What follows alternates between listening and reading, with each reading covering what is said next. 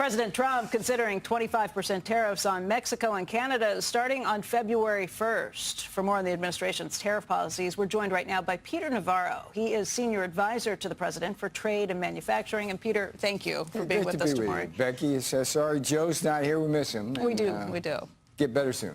Yeah, I'm sure he is hoping to be here, wishes he was. But, Peter, let's talk a little bit about what's going on with trade.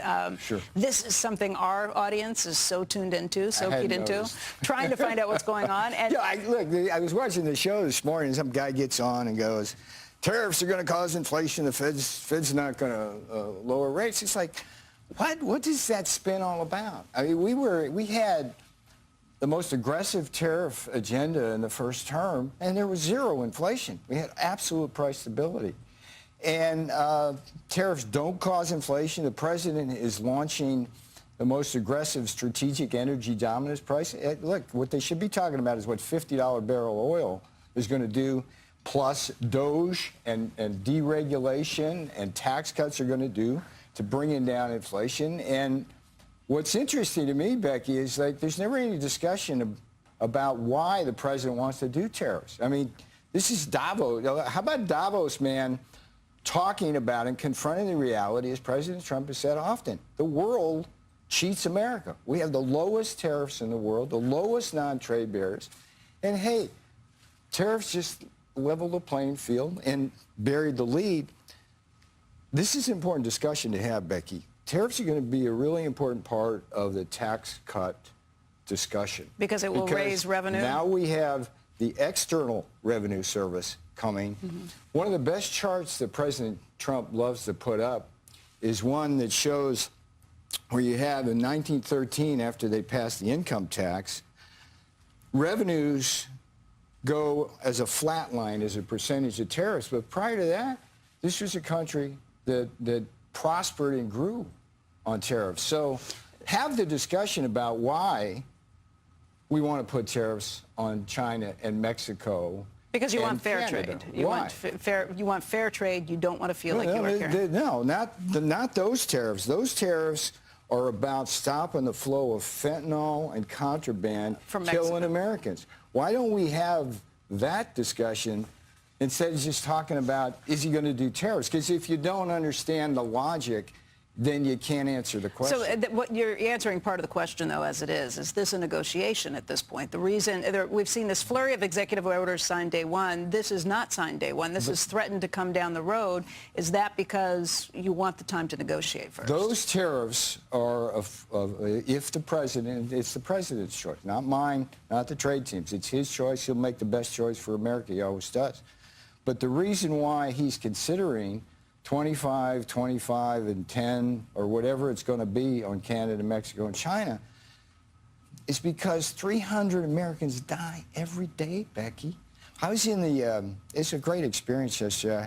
I had the privilege of speaking at the arena, at Cap One Arena. Mm-hmm. It's like, that place was full, and in a year, everybody in there would be dead, okay? That's how many people would die from Chinese fentanyl coming through Mexico and through Canada. So that's that discussion. So Davos, when you talk about those tariffs, like preface it. And then the rest of the tariff discussion, and second to the last executive order he signed last night, I was looking at the picture, was this beautiful presidential memorandum on how he's going to approach the whole trade issue. 15 different parameters, setting up foundational studies that are going to lead to investigations and decisions by from the president. From the USTR and the Treasury Department. The Treasury, Commerce. Howard Lutnick is just a revelation in terms of how he thinks about all of this, and he's going to do a great job. So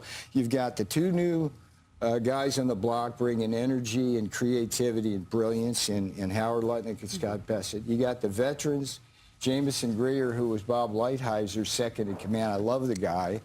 You got Kevin Hassett, who's going to play a key role navigating the tariff, tax bill, all of that stuff. You've had him on many times. Mm-hmm. President's got a great trade team. Let me ask, just in terms of tariffs, because there's been a lot of discussion around this. And yesterday we had Stan Druckenmiller on the show. He said he didn't want to come off as being a big fan of tariffs, being tariff man by the end of the interview, but he did say, if you're looking from his perspective has changed. If you're looking at tariffs to about 10% or so, he thinks that that is the lesser of two evils rather than raising taxes on Americans by doing a 10% tariff that raises money from foreign countries and from companies that are operating overseas. He thinks a lot of that will get absorbed. He thinks if you go a lot beyond 10%, you're talking potentially about a different game, because then you are going to see more retaliatory pressures coming from other countries, maybe more retaliatory counter tariffs coming back at it, and he does worry that that will raise inflation. What do you say to that? Well, statistically, a beautiful thing is that if the Trump tax cuts expire, that's going to be a $400 billion tax hike, right, which would be a shock to this system and be recessionary. If you had Druckenmiller's 10% tariff, that's about $350 to $400 billion in revenue. So you see the beauty of that in the negotiations, but that's the kind of discussion that's great to have on Squawk, but also about why the president's considering this to begin with. I mean, we are the biggest market in the world.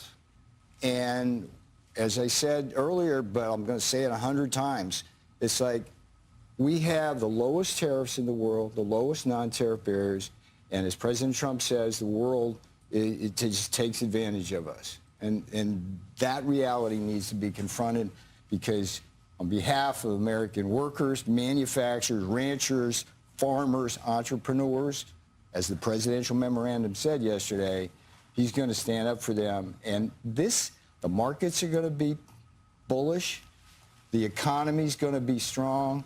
Inflation's going to be vanquished. And remember when I came on the day after election in 2016? Heads were exploding, futures were dead red down. What did I tell you? I said we were going to have a bull market. We were going to hit 25,000 on the Dow, because we were going to have deregulation, tax cuts, strategic energy dominance at low energy prices, and a fair trade policy. What happened? We had a beautiful economy. So a couple of points. First of all, anybody who thinks these tariffs are simply negotiating tactics should probably think again, because what you are laying out is the idea that this is something that we need to have to raise revenue so that we can keep the tax cuts. There has to be a pay for some of the other things that we're looking for. So anybody who thinks tariffs are simply negotiating, maybe the 25% ones on Mexico and Canada right now are negotiating to try and stop the flow of fentanyl. But to that point, so we don't get too far down the road, the reason why the president has the moral authority to do this is because the world's screwing us. I mean, let me be blunt here. I mean, it's not just China with all of its unfair trade practices. You just go around the world. I mean, India has the highest tariffs in the world. Europe has the VAT tax that sticks it to us, and higher tariffs. I mean, there's a reason why we don't sell any cars to Europe or Japan to speak of. I mean, the numbers, the flow of trade is so crazy. For a long time, we've been maybe like the big brother to a lot of the world to say, yes, you can. Piggy bank, but we've also offered protections and securities. The Davos man, big brother, But we've also offered protections and security. Is it fair to think that it is now fair game that we are not going to protect you in the same way if you don't meet us fairly on the trading front? Key point here, Becky. Economic security is national security. That's a foundational element of the first Trump term. And the president recognizes that if we want to help our allies, we cannot do that if we have a weak manufacturing and defense industrial base. And over time, what happens when we are the piggy bank for the world and we run these enormous trade deficits is we get weak. And when we're weak, we get war.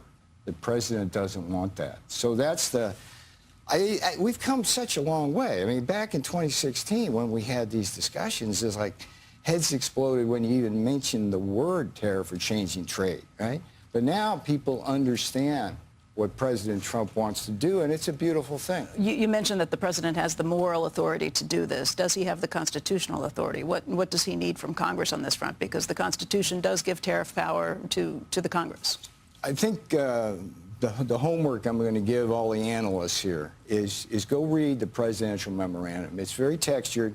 It will describe to you all the different areas, export controls and unfair trade practices, buy American, all of that.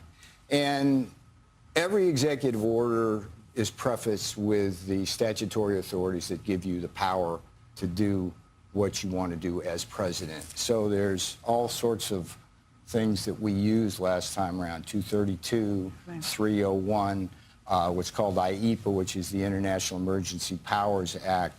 And there's others as well. So I can assure you that everything the president does, he will have the legal authority to do, and it will not usurp anything the legislative branch does. Okay. Peter Navarro. Peter, I want to thank you very much. It's really good to see you in the studio. Say hi to Andrew. I'm sorry we missed you there, but stay warm there, brother. Talk to Davos man for me on tariffs. I think he hears you right here, too. I can hear you, Peter. Thank you for that. Right, appreciate it very, very much. Nice to see you.